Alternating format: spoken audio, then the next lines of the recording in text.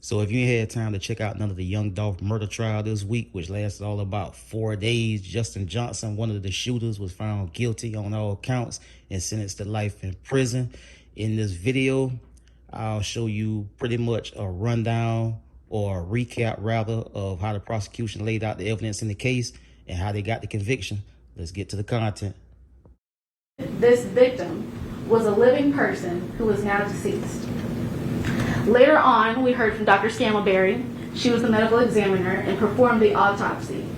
She found that there was a total of 22 gunshot entry wounds, including gunshots to the back torso, front torso, head, neck, upper extremities, and vital organs. She also testified that on the property that was collected from the victim, there was no weapon. And we also heard from Raul Hawkins. He testified that he was head of Dolph Security for years. He was able to identify Dolph's car in the beginning of the Makitas video, and he was also able to explain the difference between CMG and PRE, their history of conflict, rivalry, diss tracks, and even prior acts of violence that were towards Dolph. So with all of this testimony, we've established that there was a killing and that the victim was Adolph Thornton Jr. But was that killing unlawful? Was that killing premeditated? And was that killing intentional? Back to Cornelius Smith. In addition to testifying about the agreement that he and the defendant entered into, he also testified about the killing. He said that on the day of the murder, the defendant picked him up from his father's house. They both knew that the victim was doing a turkey drive with several of his PRE artists. They also knew that Big JOOK had a hit out on all of the PRE artists. So it was their job that week to find them. And on November 17th, 2021, Cornelius Smith and Justin Johnson were on their way to a turkey drive in Westwood. As they were about to turn the corner, they saw a familiar car cross the intersection, which happened to be Dolph's car. Cornelius tells us that they followed the car, made a loop onto a back street, and then entered the Makitas parking lot. And this happened, I want to say, about 30 seconds after Dolph and his brother arrived at Makitas. Cornelius Smith was able to point out himself in that video and the defendant in that video. And he said that both of them were the shooting suspects in that video. The second suspect that got out of the car was wearing a black hoodie, gray pants, black shoes with white soles, and a Bass Pro hat. The same clothing that defendant Justin Johnson was seen in as he was exiting his apartments at the Crosstown Concourse.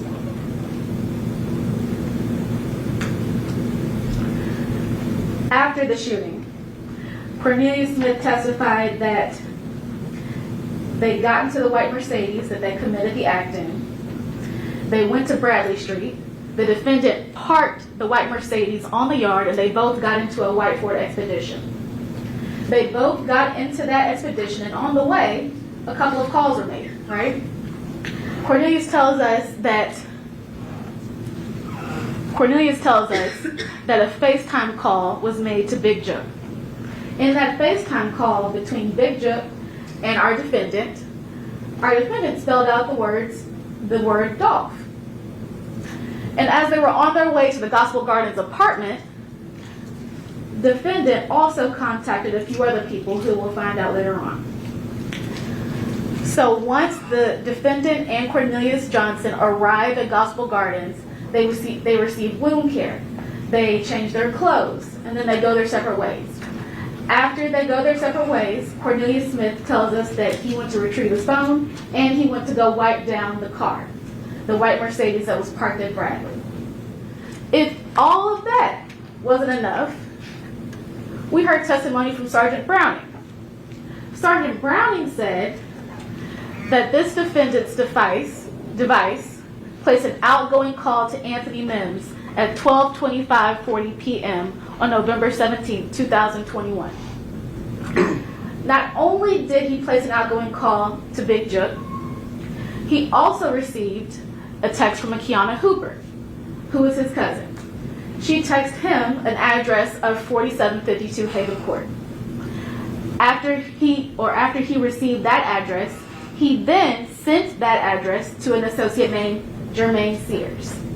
Jermaine Sears, or defendant's device, sends the outgoing text to Jermaine Sears that he needs him.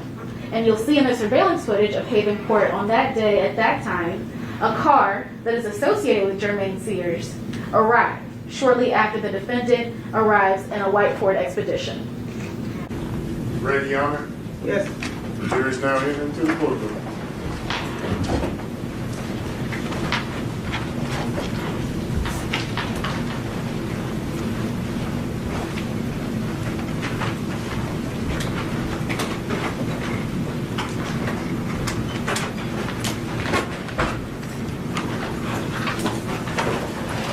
Ladies and gentlemen of the jury, have you reached a verdict? We have, Your Honor. Four person? If you would stand and read your verdict, please. We, the jury, find the defendant guilty of conspiracy to commit first-degree murder as charged in count 1 of the indictment.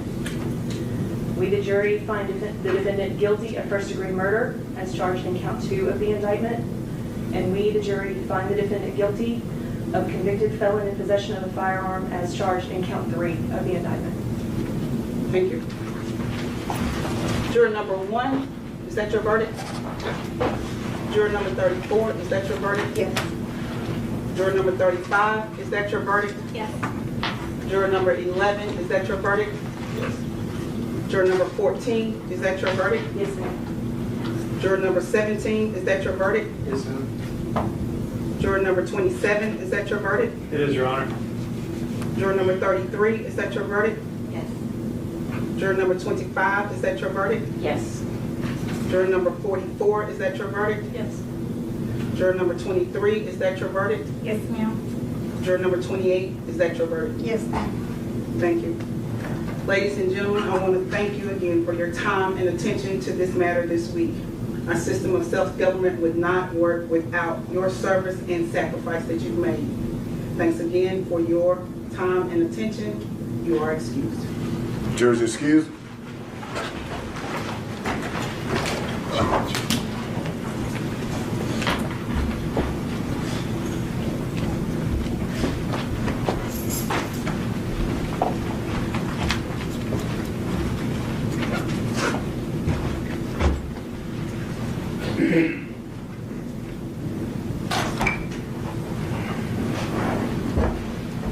Mr. Johnson, the jury having found you guilty of conspiracy to commit first-degree murder, and convicted felon in possession of a firearm. As the 13th juror, I affirm this verdict. As to the first-degree murder, I sentence you to life in prison. So as you just seen in the video, it was pretty much an open and shut case. I spent the whole week scratching my head at the defense because I don't know what their angle was. They looked like some complete rookies with some of the cross-examination, asking questions that didn't have any kind of merit or didn't have any kind of substance to it. It was just like they just spent their wheels all week talking about absolutely nothing. While on the other hand, the prosecution team laid out their case spectacularly. I mean, they didn't miss a beat. They laid out all of the evidence, all of the video evidence, the phone record evidence, and then Cornelius Smith, the co-defendant of Justin Johnson, he sat on the stand and pretty much put everything together. He was the narrator for the complete layout of how everything was formulated, how everything was supposed to go down, the promises made to them by JOOK to get paid $100,000, which they didn't even get that. I think them niggas ended up getting about $800 or $1,000 or something like that. So they ended up killing Young Dolph for the equivalent of about $1,000. So I mean, Cornelius Smith laid out everything perfectly. I think he might have turned state out the gate. He waved the white flag as soon as he sobered up, because he was the little pill popper. And once he understood the pressure of everything that had happened, once he came down off of whatever the hell he was on, he sat on the stand and gave it up. He gave it up. He told everything. I don't think he left out nothing as far as the evidence, the videos, and the phone records. He pretty much verbally sat there and pretty much put together all of the evidence that the prosecution laid out. So it was pretty much an open and shut case as far as I'm concerned. Any murder trial that lasts all of 4 days and only take the jury 4 hours to deliberate and come up with a unanimous decision on guilty on all counts, that's a slam dunk, no matter how you slice it. So it's over, it's done. Dolph family got justice. These two clowns they gonna get what they gonna get whatever they gonna get. They gonna have to take accountability for what they did, and hey man, take it how it come from this point. So that's it, man. The Young Dolph murder trial is over with. Started on Monday. It was pretty much over with last night, and justice was served. Rest in peace to Young Dolph. I see y'all in the next one. I'm out.